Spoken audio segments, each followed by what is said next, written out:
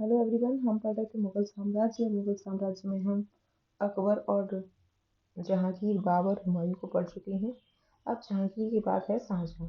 तो पढ़ते हैं शाहजहां के बारे में। शाहजहां 1627 से 1657 तक इसका कार्यकाल रहा। जहांगीर के बाद सिंहासन पर शाहजहां बैठा। जोधपुर के शासक मोटा राजा उदय सिंह की पुत्री जगत गोसाई के गर्भ से 5 जनवरी 1992 को खुर्रम शाहजहां का जन्म हुआ था। 1612 में खुर्रम का विवाह आसफ खां की पुत्री अर अर्जुमंद बानो बेगम से हुआ था, जिसे शाहजहां ने मलिका ए जमानी की उपाधि प्रदान की। 7 जून 1631 ईस्वी में प्रसव पीड़ा के कारण उसकी मृत्यु हो गई। इसकी मलिका ए जमानी की। 4 फरवरी 1628 को शाहजहां आगरा के अबुल मुजफ्फर शहाबुद्दीन मोहम्मद साहिब किरण सानी की उपाधि प्राप्त कर सिंहासन पर बैठा। शाहजहां ने आसफ खां को वजीर और महावत खां को खानखाना की उपाधि प्रदान की। इसने नूरजहां को 2 लाख रुपए प्रतिवर्ष पेंशन देकर लाहौर जाने दिया। 1645 में उसकी मृत्यु हो गई। अपनी बेगम मुमताज महल की याद में शाहजहां ने ताजमहल का निर्माण आगरा की उसकी कब्र के ऊपर करवाया। उस्ताद इंसा ने ताजमहल की रूपरेखा तैयार की थी। ताजमहल का निर्माण करवाने वाला मुख्य स्थापत्य कलाकार उस्ताद अहमद लाहौरी था। मयूर सिंहासन का निर्माण शाहजहां ने करवाया था। इसका मुख्य कलाकार वी बादल था। बादशाह ने सिंहासन के पीछे पुत्तरुड़ा के जड़ाऊ काम की एक श्रृंखला बनवाई थी, जिसे पौराणिक यूनानी देवता आर्टियस को बीड़ा बजाते हुए चित्रित किया गया है। शाहजहां के शासनकाल को स्थापत्य का स्वर्ण युग कहा जाता है और जहांगीर के शासनकाल को चित्रकला का स्वर्ण युग कहा जाता है। शाहजहां द्वारा बनवाई गई प्रमुख इमारतें हैं दिल्ली का लाल किला, दीवान-ए-आम, दीवान-ए-खास, दिल्ली का जामा मस्जिद, आगरा का मोती मस्जिद, ताजमहल एवं लाहौर किला स्थित शीश महल। हुमायूं के मकबरे को ताजमहल का पूर्ववर्ती माना जाता है। शाहजहां ने 1632 में अहमदनगर को मुगल साम्राज्य में मिला लिया। शाहजहां ने 1638 में अपनी राजधानी को आगरा से दिल्ली लाने के लिए यमुना नदी के दाहिने तट पर शाहजहानाबाद की नींव रखी। आगरा के जामा मस्जिद का निर्माण शाहजहां की पुत्री जहांआरा ने करवाया। शाहजहां के दरबार के प्रमुख चित्रकार मोहम्मद फकीर व मीर हासिम थे। प्रमुख संस्कृत कवि वशिंदर मिश्र एवं हरिनारायण मिश्र थे।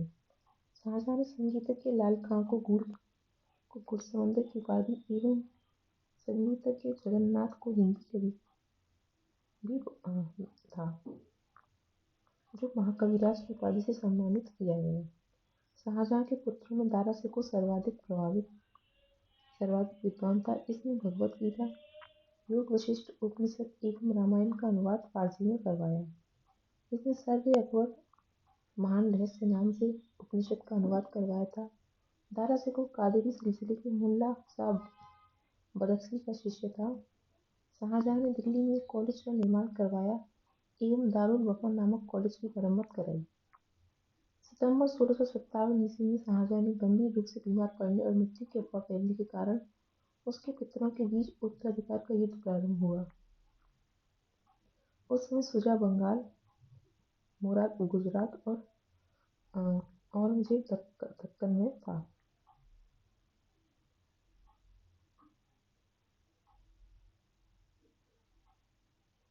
15 अप्रैल 1658 में दारा एवं औरंगजेब के बीच धर्मट का युद्ध हुआ। तो धर्मट का युद्ध कब हुआ था? 15 अप्रैल 1658। सामूगढ़ का युद्ध 29 मई 1658 को दारा व औरंगजेब के बीच हुआ। इस युद्ध में भी दारा की हार हुई।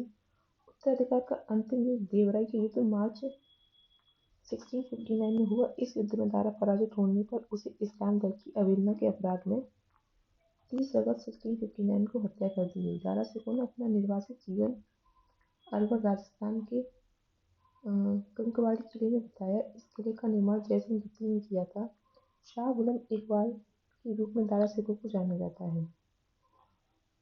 8 जून 1658 को औरंगजेब ने शाहजहां को बंदी बना लिया। आगरा के किले में अपने कैदी जीवन के 8वें वर्ष 22 जनवरी 1666 को 14 वर्ष की अवस्था में शाहजहां की मृत्यु हो गई। औरंगजेब 1658 से 1707 ईस्वी। औरंगजेब का जन्म 24 अक्टूबर 1618 को दोहाट गुजरात नामक स्थान पर हुआ था। औरंगजेब के बचपन का अधिकांश समय नूरजहां के पास बीता। 18 मई 1637 को फारस के राजघराने की दिलराज बानो बेगम के साथ औरंगजेब का निकाह हुआ। आगरा पर कब्जा कर जल्दबाजी में औरंगजेब ने अपना राज्याभिषेक अब्दुल मुजफ्फर मुहिउद्दीन मोहम्मद औरंगजेब बहादुर आलमगीर बादशाह गाजी की उपाधि से 31 जुलाई 1658 को करवाया और देवराई में के युद्ध में सफल होने के बाद 15 मई 1659 को औरंगजेब ने दिल्ली में प्रवेश किया। शाहजहां के शानदार महल में 5 जून 1659 को दूसरी बार राज्याभिषेक करवाया। औरंगजेब के गुरु थे मीर मोहम्मद हकीम।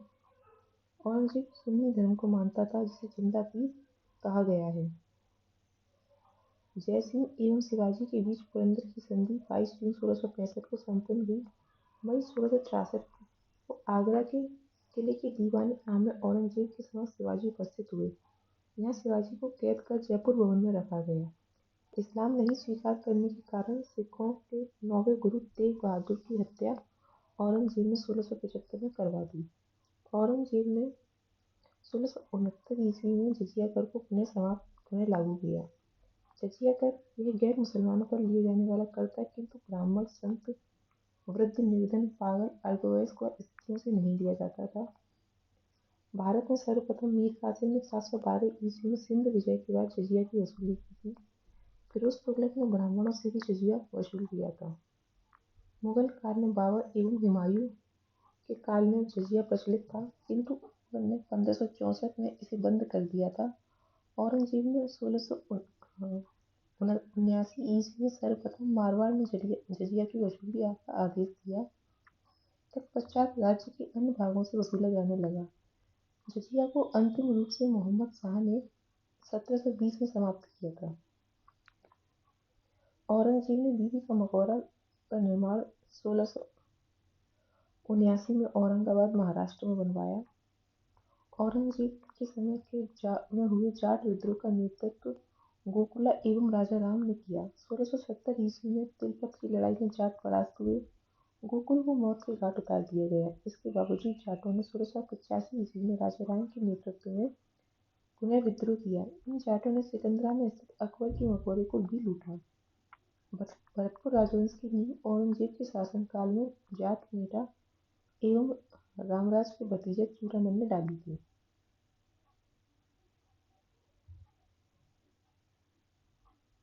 1686 में बीजापुर एवं 1687 में गोलकुंडा को औरंगजेब ने मुगल साम्राज्य में मिला लिया। मदन्ना एवं अकन्ना नामक ब्राह्मणों का संबंध गोलकुंडा के शासक अबुल हसन से था। औरंगजेब के समय हिंदू वंशधारों की संख्या लगभग 337 थी, जो अन्य मुगल सम्राटों की तुलना में अधिक थी। औरंगजेब सर्वाधिक हिंदू अधिकारियों की नियुक्ति करने वाला मुगल सम्राट था। औरंगजेब के पुत्र अकबर ने दुर्गादास के बहकावे में आकर अपने पिता के खिलाफ विद्रोह किया। औरंगजेब ने कुरान को अपने शासन का आधार बनाया। इसमें सिखों पर कलमा खुलवाना, नवरोज को त्योहार मनाना, भांग की खेती करना, गाना बजाना, झरोका दर्शन, तुलादान प्रथा। इस प्रथा में सम्राट को उसके जन्मदिन पर सोने, चांदी तथा अन्य वस्तुओं के तोड़ने की प्रथा थी। हिंदू राजाओं के माथे पर अपने हाथ से तिलक लगाना, जिसे अकबर ने प्रारंभ किया था। सती प्रथा आदि पर प्रतिबंध लगा दिया। वेश्याओं से शादी करने अथवा देश छोड़ने का आदेश दिए। दरबार में होली, दिवाली आदि त्योहार मनाने बंद कर दिए। औरंगजेब ने दरबार में संगीत पर पाबंदी लगा दी तथा सरकारी संगीतज्ञों को अवकाश दे दिया। भारतीय शास्त्रीय संगीत पर फारसी में सबसे अधिक पुस्तकें औरंगजेब के ही शासनकाल में लिखी गई। औरंगजेब स्वयं बीना बजाने में दक्ष था। औरंगजेब ने 1665 ईस्वी में हिंदू मंदिरों को तोड़ने का आदेश दिया। इसके शासनकाल में तोड़े गए प्रमुख मंदिरों में पाटन का सोमनाथ मंदिर, बनारस का विश्वनाथ मंदिर, वीर सिंह देव द्वारा जहांगीर काल में मथुरा में निर्मित केशव देवराय मंदिर थे। औरंगजेब की मृत्यु 20 फरवरी 1707 को हुई थी। इसे खुलदाबाद, जो अब रोजा कहलाता है, में दफनाया गया। औरंगजेब के समय सूबों की संख्या 20 थी। औरंगजेब दारुल हर्ब, काफिरों का देश को दारुल इस्लामों के देश में परिवर्तित करना अपना महत्वपूर्ण लक्ष्य मानता था। औरंगजेब के शासनकाल में मुगल सेना में सर्वाधिक हिंदू सेनापति थे। फ्रांसीसी यात्री फ्रांकोइस कर्नियर औरंगजेब के चिकित्सक थे। मुगल शासन व्यवस्था मंत्री परिषद को वजारत कहा जाता था। बाबर के शासनकाल में वजीर पद काफी महत्वपूर्ण था। सम्राट के बाद शासन के कार्यों का संचालन करने वाले सबसे महत्वपूर्ण अधिकारी वकील था, जिसके कर्तव्यों को अकबर ने दीवान मीर बख्शी सद्र उस सद्र मीर समय में विभाजित कर दिया। औरंगजेब के समय में असद खान ने सर्वाधिक 31 वर्षों तक दीवान के पद पर कार्य किया। मीर बख्शी द्वारा शरकत नाम से पत्र पर हस्ताक्षर के बाद ही सेना को हर महीने वेतन मिल पाता था। जब कभी सद्र न्याय विभाग के प्रमुख का कार्य करता था, तब उसे काजी कहा जाता था। लगानहीन भूमि मदद माश का निरीक्षण सद्र करता था। सम्राट के घरेलू विभागों का प्रधान मीरसमा कहलाता था। सूचना एवं गुप्तचर विभाग का प्रधान दरोगा ए डाक चौकी कहलाता था। शरीयत के प्रतिकूल कार्य करने वालों को रोकना, आम जनता के दुष्चरित्रता से बचाने का कार्य महोत्सव नामक अधिकारी करता था। प्रशासन की दृष्टि से मुगल साम्राज्य का बंटवारा सूबों में, सूबों का सरकार में, सरकार का परगना या महल में, महल का जिला या दस्तूर में, दस्तूर ग्राम में बटे थे। प्रशासन की सबसे छोटी इकाई ग्राम थी, जिसे मावता या दी कहते थे। मावता के अंतर्गत छोटी छोटी बस्तियों को नागला कहा जाता था।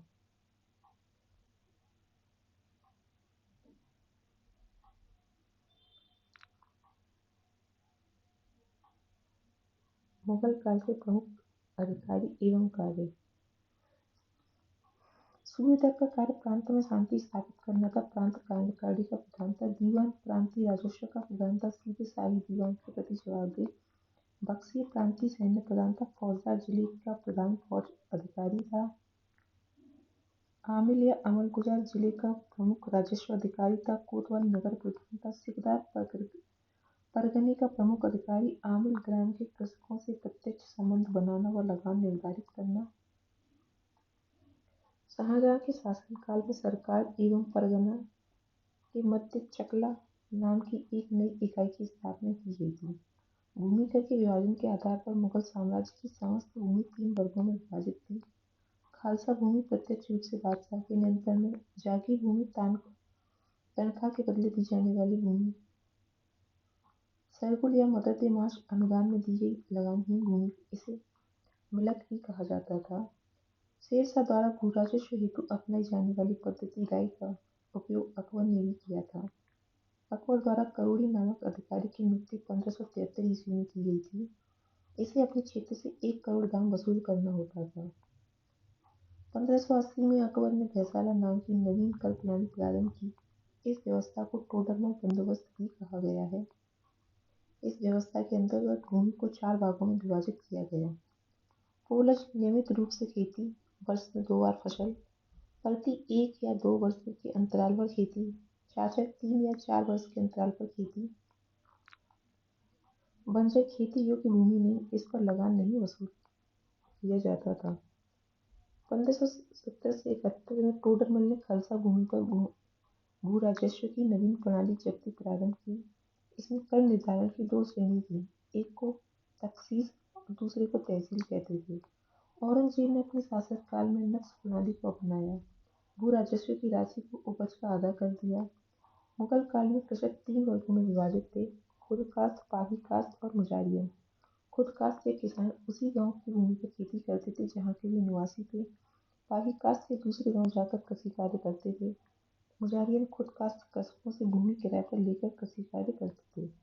मुगल काल में नील उत्पादन के प्रसिद्ध केंद्र आगरा, भरतपुर के बयाना तथा गुजरात में सरखेज थे। सबसे उत्तम प्रकार की नील बयाना क्षेत्र एवं सरखेज में पैदा होता था। अफीम मुख्यतः मालवा एवं बिहार में होता था। शौरा उत्पादन का प्रमुख केंद्र बिहार था। कपड़ा उद्योग के अंतर्गत गदनी प्रथा का प्रचलन था। इसका तात्पर्य कारीगरों को अग्रिम भुगतान से था।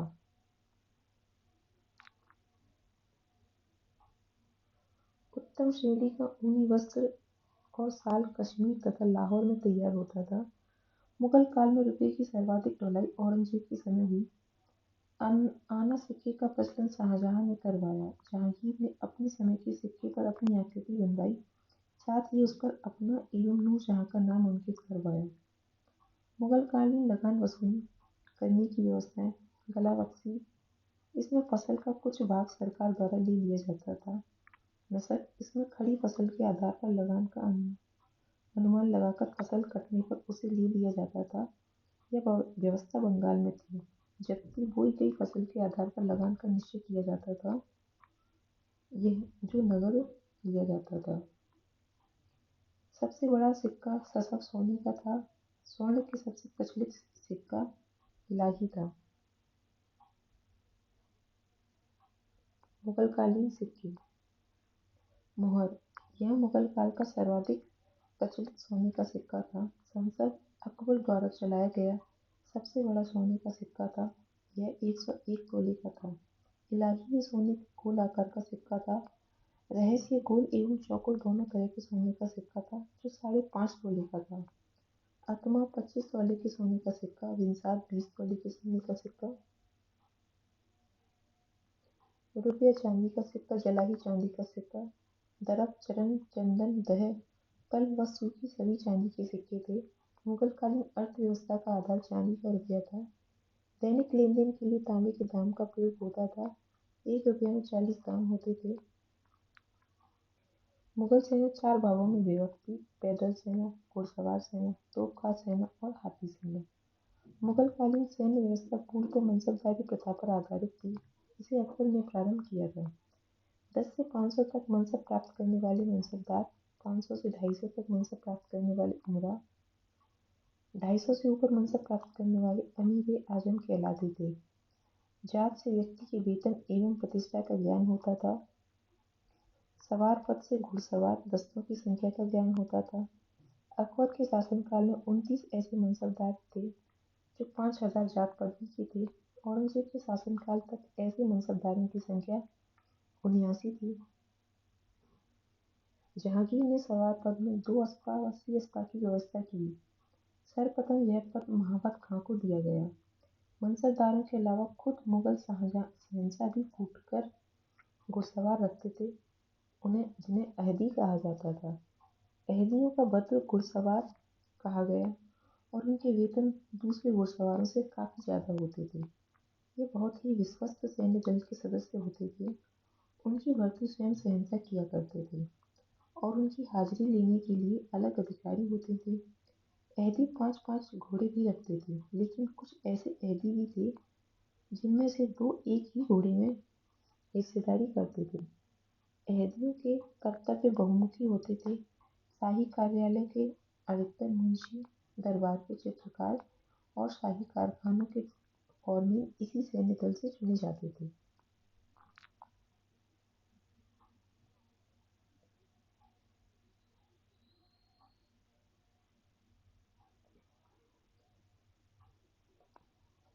मराठों का उत्कर्ष। मराठा साम्राज्य का संस्थापक शिवाजी थे। शिवाजी का जन्म 6 अप्रैल 1627 को सिवनेर दुर्ग, जुन्नर के समीप में हुआ था। शिवाजी के पिता का नाम शाहजी भोसले, माता का नाम जीजाबाई था। शिवाजी भोसले की दूसरी पत्नी का नाम तुकाबाई मोहिते था। शिवाजी के गुरु कोंडदेव थे। आध्यात्मिक क्षेत्र में शिवाजी के आचरण पर गुरु रामदास का काफी प्रभाव था।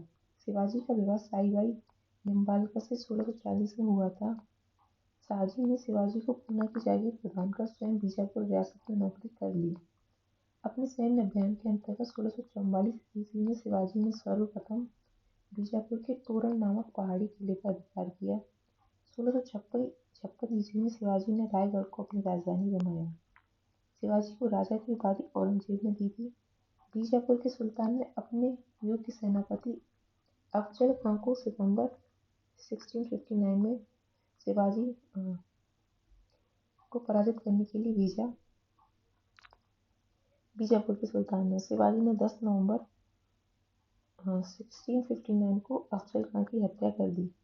शिवाजी ने सूरत को 1664 एवं 70 में लूटा था। पुरंदर की संधि 1665 में महाराजा जयसिंह और शिवाजी के मध्य हुई।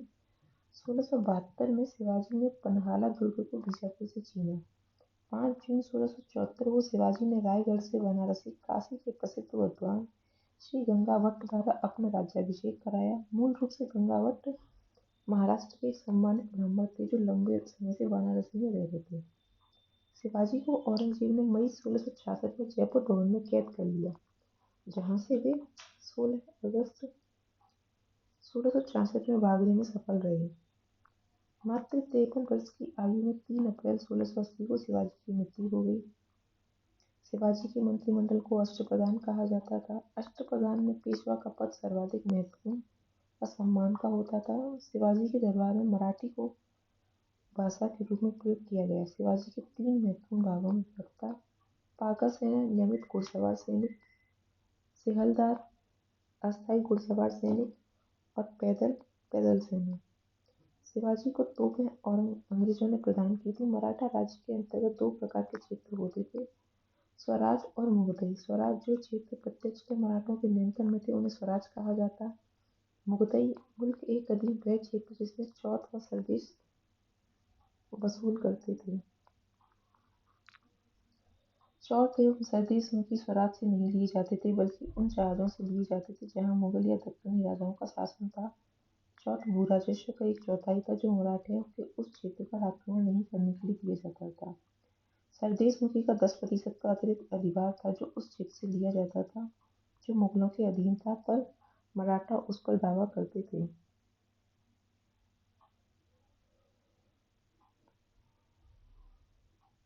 महाराष्ट्र के प्रमुख संत ज्ञानदेव या ज्ञानेश्वर 1275 से 1294। महाराष्ट्र के भक्ति आंदोलन के जनक, मराठी भाषा एवं साहित्य के संस्थापक, भगवत गीता पर भावार्थ दीपिका नाम से वृहत टीका लिखी, जिसे सामान्य रूप से ज्ञानेश्वरी के नाम से जाना जाता है।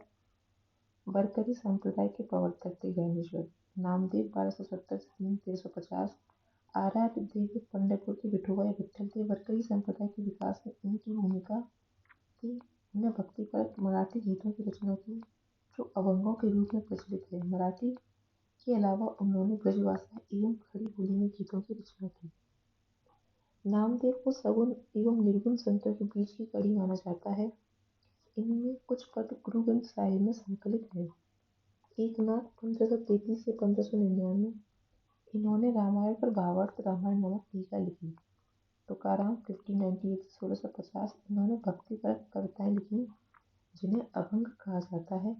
ये अभंग भक्तिपरक काव्य के ज्योतिपुंज हैं। रामदास 1608 से 1681। महाराष्ट्र के अंतिम महान संत कवि थे। दशबोध उनकी रचनाओं एवं उपदेशों का संकलन है। इन्होंने महाराष्ट्र में भगवान राम की पूजा को लोकप्रिय बनाया। महाराष्ट्र में भक्ति आंदोलन मुख्यतः 2 संप्रदायों में विभक्त था। वरकरी संप्रदाय अर्थात विठोबा पंथ, कृष्ण को मानने वालों का पंथ, ज्ञानदेव, नामदेव, तुकाराम। धरकरी संप्रदाय अर्थात रामपंथ, रामदास थे। सरंजामी प्रथा का संबंध मराठा भूराजस्व व्यवस्था से है। अष्टप्रधान। शिवाजी के शासनकाल में अष्टप्रधान रहते थे।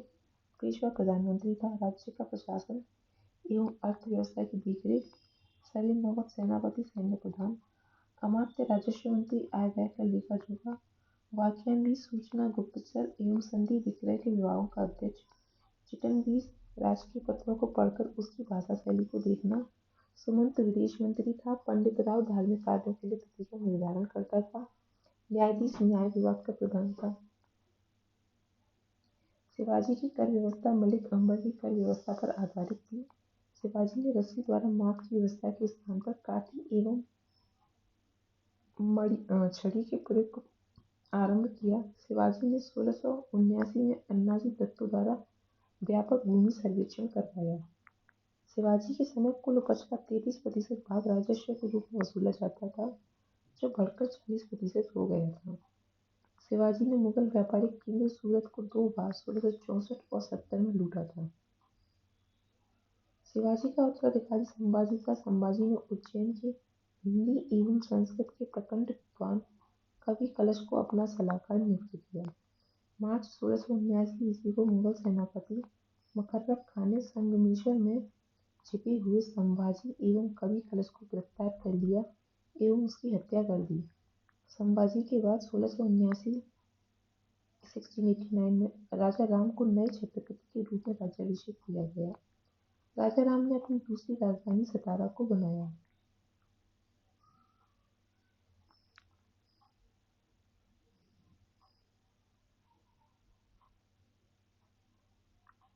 शिवाजी के किले की सुरक्षा के लिए नियुक्त अधिकारी, हवलदार किले की आंतरिक व्यवस्था की देखरेख, शहरी नौबत किले की सेना का नेतृत्व, सबनीस किले की अर्थव्यवस्था, पत्र व्यवहार एवं भंडार की देखरेख।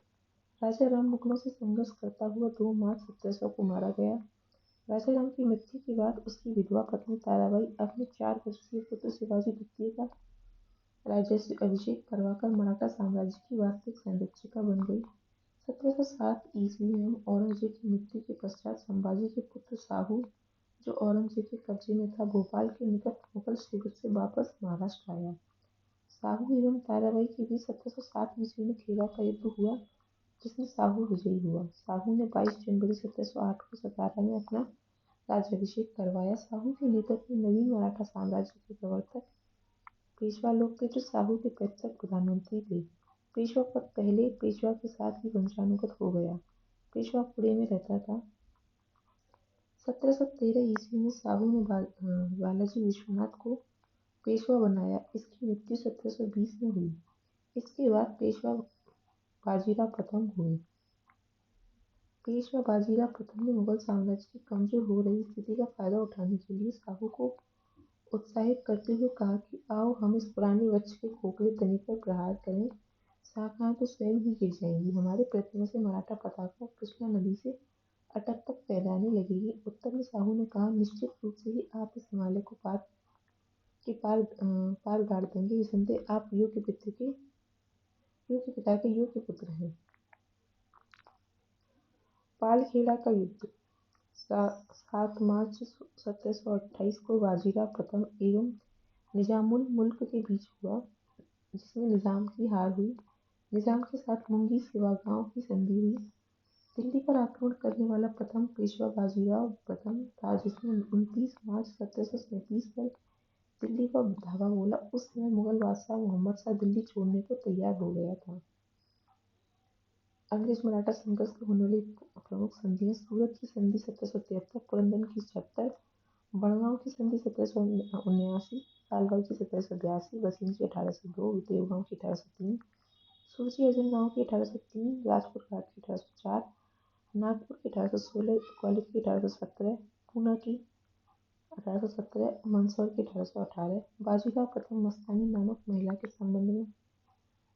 से संबंध होने के कारण चर्चा रहा था। 1740 में बाजीराव प्रथम की मृत्यु हो गई।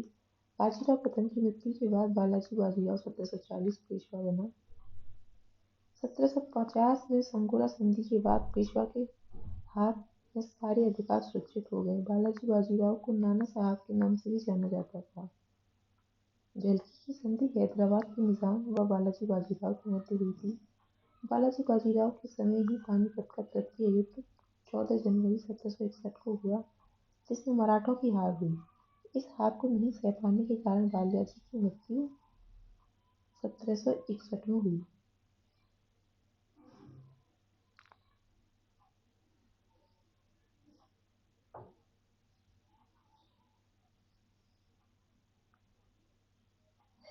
माधवराव नारायण प्रथम 1761 ईस्वी में पेशवा बना।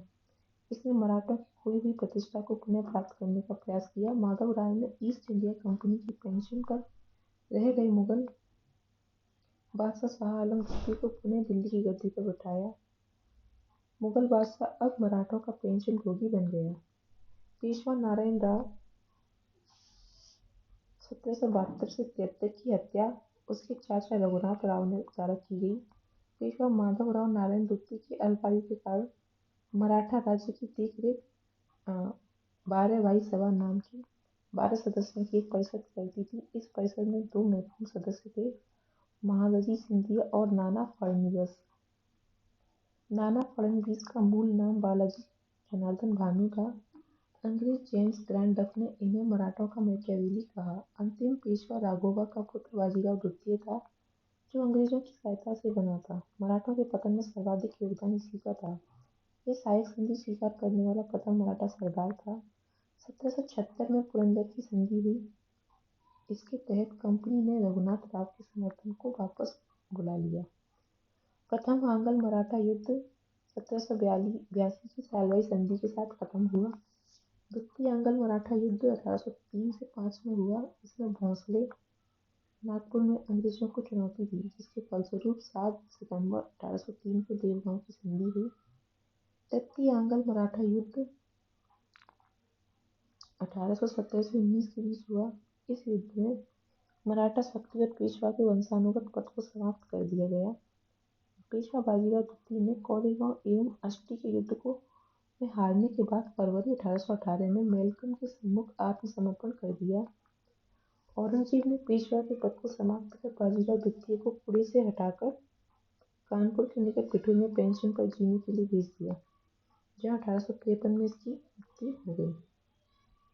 तो अब नेक्स्ट वीडियो में हम आधुनिक भारत शुरू करेंगे। अगर आपको इसका PDF चाहिए तो आप IAS study with Saumya Telegram channel join कर सकते हैं, और आपको अगर ये वीडियो पसंद आया है तो आप सब्सक्राइब कर सकते हैं। Thank you.